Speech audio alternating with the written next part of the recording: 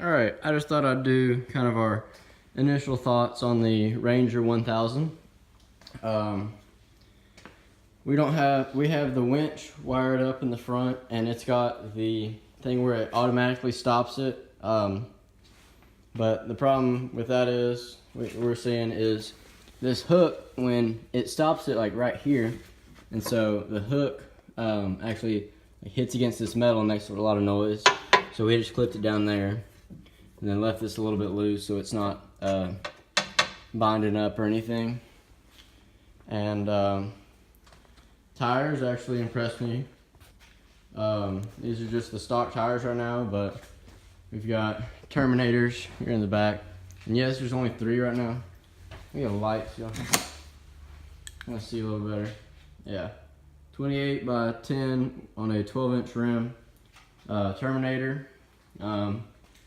Got a 15-inch light bar and a 12-inch light bar going on. We've got to figure out how we're gonna mount up the little rocker switches. Couldn't think of what they were called, because the switches that they came with, we just don't really like them, and it should fit perfectly in.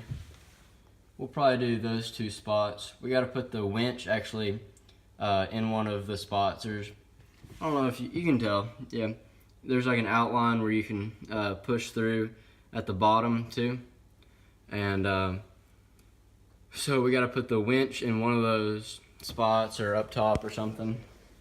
But right now we have it just the actual remote thing wired to right here, and we're never going to run an air conditioner or anything on this because it costs a lot to enclose it and stuff, so we won't be doing that anytime soon. This, try to see if I can show you well.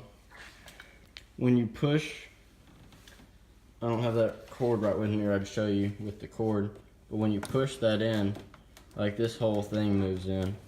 Try to see if I can, you can see it moving in, and it's just kind of annoying, but that's where we asked to put it. They offered to put it down here, which kind of seemed like annoying, like too far out of the way to even be like. We thought that we would get a little bit extra room right here with the cord, so we could get just a little bit further away and not have to worry about the cord getting tangled up in the legs and stuff like that. Doors, we thought about getting a half door, but they're kind of expensive, and I don't really know if we'd really need it that much. One thing we bought it with the side-by-side when we got it, but they didn't have any in stock at the dealership there. Is a full windshield. Now, a half windshield would be probably okay, but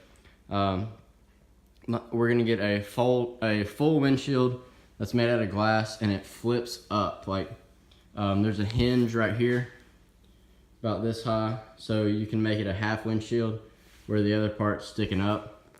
And we're gonna have a metal. We're replacing this plastic top because we may get a quack rack roof rack thing, and they recommended doing it on metal top because plastic, you're gonna have to be drilling through it to get to the roll cage to even have any support at all.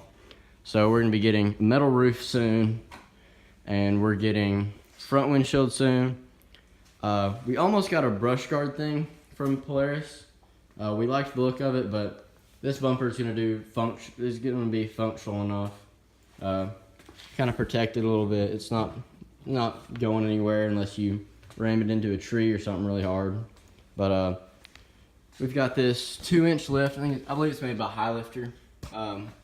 We didn't really ask. It was just given to us by the dealership. But it's a 2-inch lift up there, and back here it looks like that. That's where it relocates the sway bar, and this is the actual lift. One thing I will say I didn't really like about this is when you're trying to just barely creep forward, like say you pulled a little bit too far back on a trailer or something, it like jumps because it has to kick the clutch in all at once, and it just kind of like like you'll be steady, and then you're trying to gradually give it throttle, and it kind of jumps like that. And it's not really too bad, but it is a little bit annoying. And there's no, like, I don't know if any of the other companies have this or not, but there's no, like, any kind of fender well that protects, like, the fuel tank, or any of these lines back here. There's all those lines running into differentials and everything else. But four-wheel drive, I like that. I like the turf mode. And I really don't have any other complaints about it. The camo looks amazing. The headlights are decent, but we're getting a, like I said, a 50-inch in the front and a 12-inch for the back. And we're probably going to be ordering a quack rack, which, if you don't know what that is, it was designed for duck hunting, but people use it for pretty much everything. It just goes in the four corners, and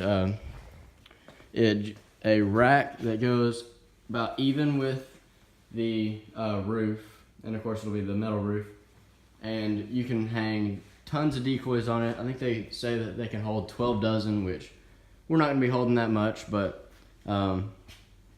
it holds a lot of stuff. You can put guns and stuff on top. It has mounts for the Mojo decoys, and it's just really nice. So we're probably going to be getting that pretty soon. The air intakes are pretty high. It's right here. I believe this side's the clutch, but the air intake for the engine is on the other side, and it's the same height. It's about even with the tail light. Maybe a little bit higher, not much though. And we may snorkel that. I don't really know. We're not really going to be just out mud bogging it, but we're going to take it through the woods and through ponds and stuff for duck hunting. So, but these are just kind of my initial thoughts for the Polaris. These tires will be going on my four-wheeler, which is a Grizzly 550 Yamaha. And if you follow my Instagram, you saw I posted a picture of 40-inch Toyos next to my truck. So I'm going to be making a video about that pretty soon. So be sure to subscribe to the channel, and if you like this video, be sure to like this video. And I'm going to get a little video of this thing in action. So here you go.